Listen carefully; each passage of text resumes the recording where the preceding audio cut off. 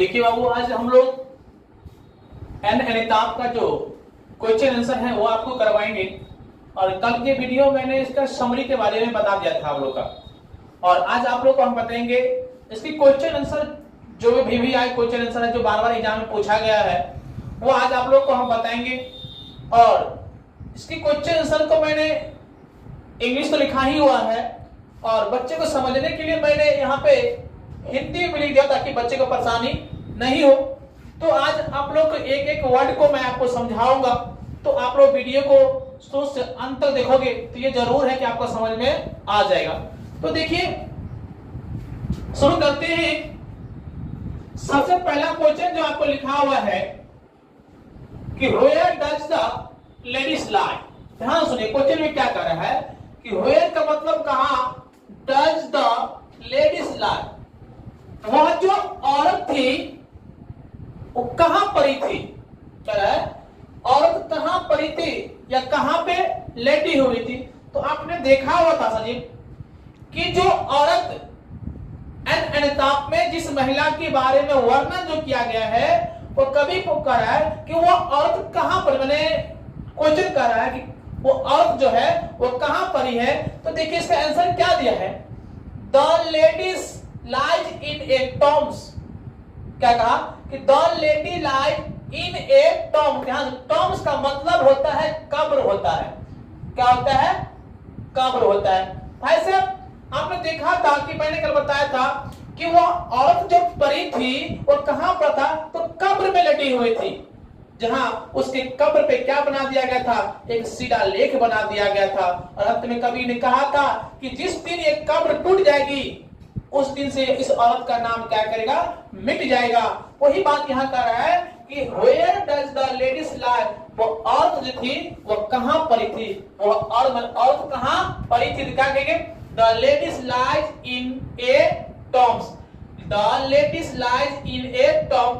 कभी माने वो औरत जो थी वो कहां पड़ी हुई थी, तो कब्र में पड़ी हुई थी। ऑब्जेक्टिव पूछता है, खासकर ऑब्जेक्टिव ध्यान रखिएगा कि वेयर डज द लेडीज लाई, तो आपके अर्थ में क्या लिखा रहेगा, टॉम्स। माने वो औरत जो थी वो कहां पड़ी हुई थी, तो कब्र में पड़ी हुई थी। कहां पड़ी हुई थी, कब्र में क्या हुई थी, लेटी हुई थी। समझ में आ गया।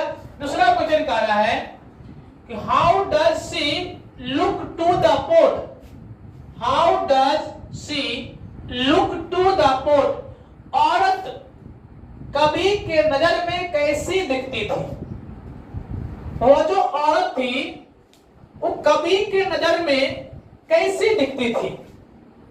आप कहते हैं कि कवि जी है, कवि जो है वाटलीला मेरे उस औरत के बारे में कितना वर्णन किया है। क्या कहा है, see to look the port most beautiful lady.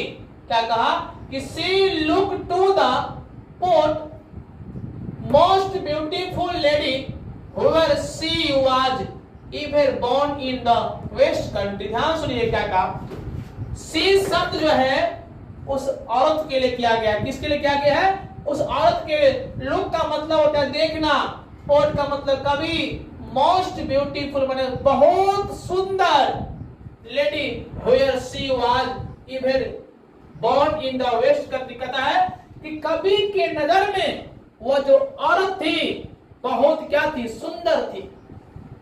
देखते हैं कि पूरी कविता में कवि ने उस औरत के बारे में कितना वर्णन कहा है। एकदम पूरी वर्णन कर दी है कि वो औरत थी वो क्या थी, बहुत सुंदर थी। और एक चीज याद रखिए इस वर्ड का, वो औरत जो थी वो कहां के रहने वाली थी, तो इंग्लैंड के रहने वाली थी। ध्यान रखिएगा, कहां के रहने थी, इंग्लैंड के। यही ऑब्जेक्टिव पूछता है कि वो औरत जो है कहां के रहने वाली थी, तो इंग्लैंड के रहने वाली थी। तो क्या कहा, see look to the port most beautiful lady.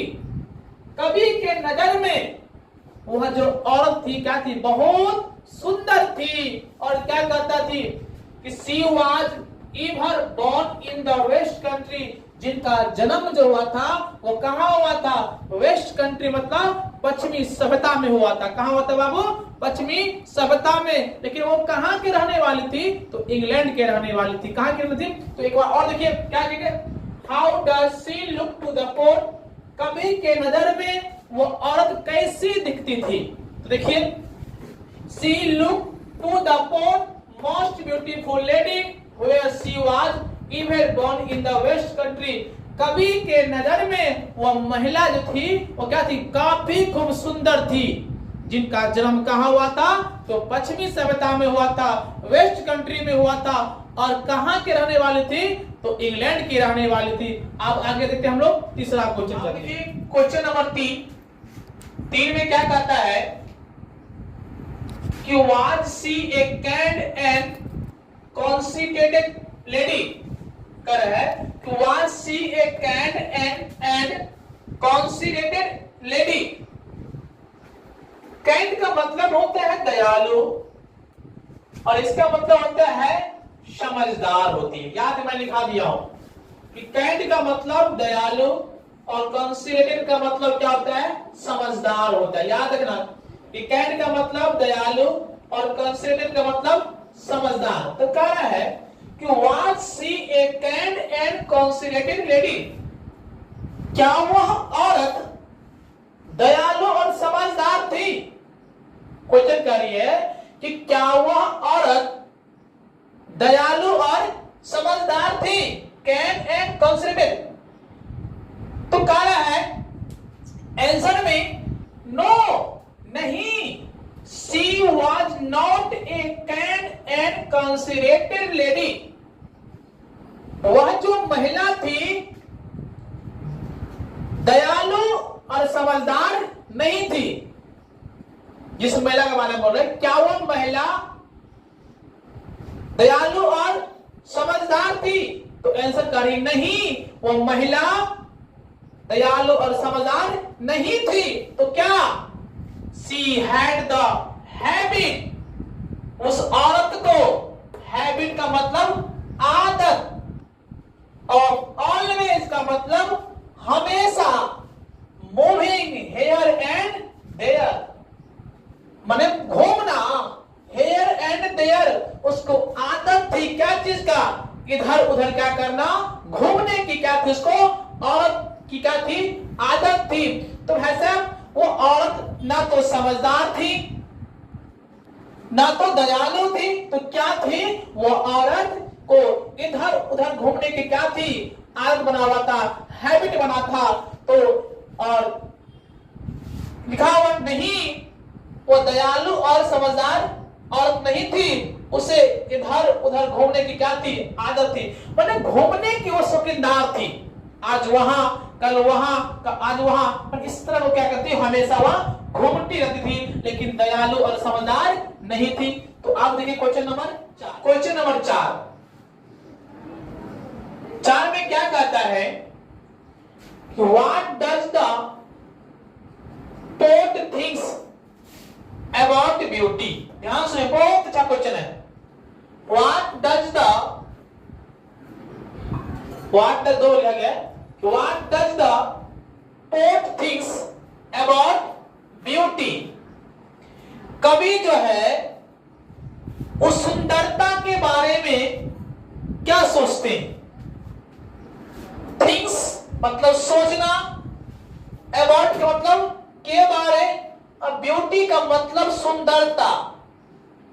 कवि जो है उस सुंदरता के बारे में क्या सोचता है, किसकी सुंदरता, उस औरत की सुंदरता थी, उस सुंदरता के बारे में क्या सोचता है।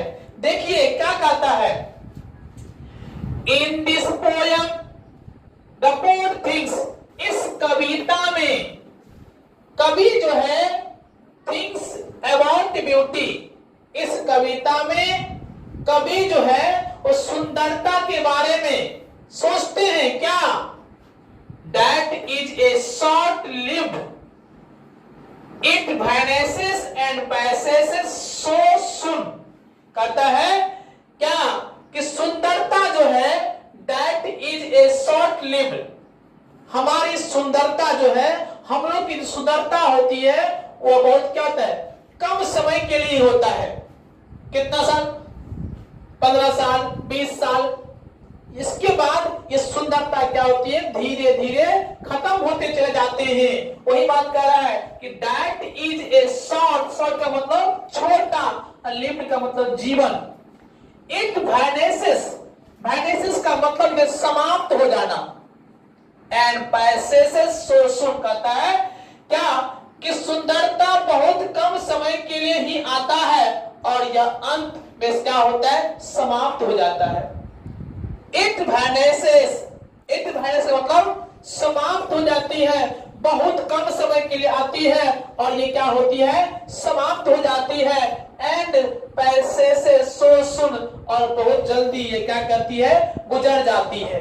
इसीलिए कि हम लोग के घमंड नहीं करना चाहिए कि हम इतना सुंदर है, हम ये है, और इसी घमंड के कारण रावण को क्या हुआ था, हत्या हुआ था। वो अपने आप की शक्ति पर घमंड हो चुका था कि मैं इतना बलवान राजा हूं, लेकिन ये घमंड उसको काम नहीं दिया और अंत में उसे क्या हो गई, मृत्यु हो गई। तो हम लोग का अपने आप पे घमंड करना नहीं चाहिए कि हमके पास इतना सुंदरता है, ये कभी घमंड करना नहीं चाहिए। एक बार और देखते हैं, क्वेश्चन क्या था कि what does the poet thinks about beauty.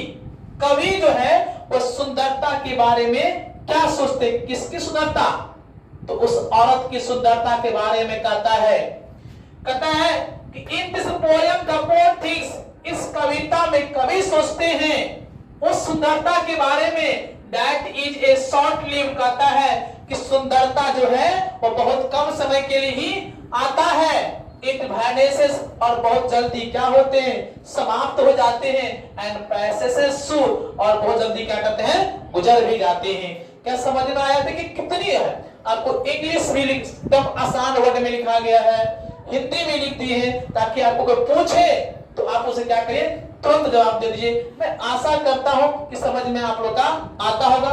बस आगे क्वेश्चन देखिए, बहुत भी है क्वेश्चन है, इसको आप याद करिएगा। क्वेश्चन कह रहा है कि what does the poet means when he से एंड व्हेन आई क्रोमल, का कि what does the poet means when I से, कवि के क्या तात्पर्य है, कवि कहने का क्या तात्पर्य है कि when he say and when I crumble, कवि के कहने के क्या तात्पर्य है, कवि कहना चाहता है कि जब मैं मर जाऊंगा, क्रुम्बल का मतलब होता है मर जाना, क्रुम्बल का मतलब क्या था, मर जाना। जब मैं मर जाऊंगा तो इस औरत को कौन याद करेगा। क्वेश्चन कर रहा है कि कवि कहने का मतलब है कि जिस दिन मैं मर जाऊंगा ना, उस दिन इस औरत को कौन याद करने वाला रहेगा, वही क्वेश्चन पूछ रहा है। तो क्या कहता है, the poet is very sad, कवि जो है वेरी सैड मतलब बहुत उदास है। टू थिंग्स, क्या कहता है, ये सोचकर, कवि उदास है किस लिए, ये सोचकर, two things that nobody will remember the most beautiful lady, कहा the poet is very sad, कवि जो है ये सोचकर उदास है, that nobody will remember the most beautiful ladies, वह जो पश्चिमी सभ्यता की जो औरत थी, वो जो इंग्लैंड के रहने वाली जो औरत थी, काफी खूबसूरत महिला थी, lady of West Country after his death, his शब्द का जो प्रयोग किया है खुद कवि अपने के लिए, कहता है कि मेरे मर जाने के बाद इस खूबसूरत औरत को, महिला को कोई याद करने वाला नहीं रहेगा। जिस दिन मैं मर जाऊंगा उस दिन के बाद इस औरत को कोई याद करने वाला नहीं रहेगा। तो बस यही कहा था। तो उम्मीद करता हूं कि आप लोग के क्वेश्चन समझ में आ गए हो। यही 5 क्वेश्चन आपकी एग्जाम में बार-बार पूछता है, इससे हार्ड नहीं पूछता है। तो मैं उम्मीद करता हूं कि पूरी वीडियो का अगर आपको देखे होंगे तो इतना आसान वर्ड और हिंदी में मैंने सबको लिख दिया हूं, शायद किसी वीडियो में आपको नहीं मिलेगा। तो प्रैक्टिस करिए, और प्रैक्टिस करते करते आपको एक एक वर्ड आपको क्या करेगी, याद हो जाएगी। तो बस आज के लिए इतना ही।